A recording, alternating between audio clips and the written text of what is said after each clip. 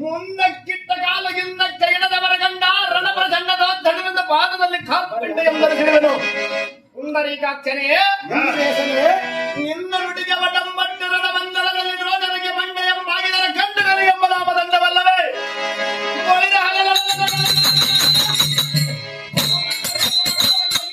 ಗಾಂಧೀವಿಗೆ ಇಂಥ ಚಂಡ ಮಾತುಗಳನ್ನು ಹೇಳುವೆಯಾ ಕೃಷ್ಣರಾಯ? ಇನ್ನೊಂದು ಸಾರಿ ಹೇಳಿದ ಆರಣೆ ಹೇಳಿ ಸುದ್ದಿಯ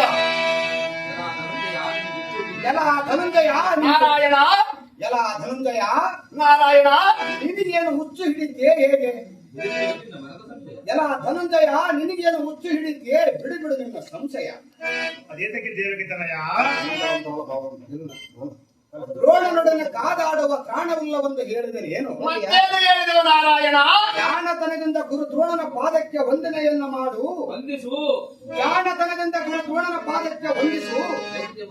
ಸೈನ್ಯವನ ಶಿರವನ್ನು ಭೇದಿಸುವುದಕ್ಕೆ ನಮಗೆ ಲಾಭ ಹೊಂದುವುದಲ್ಲ.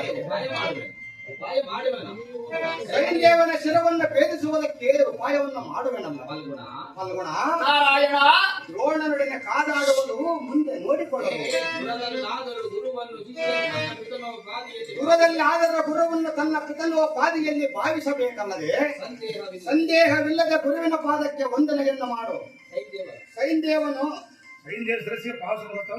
ಸಂದೇಹವಿಲ್ಲದ ಗುರುವಿನ ಪಾದಕ್ಕೆ ವಂದನೆಯನ್ನ ಮಾಡು.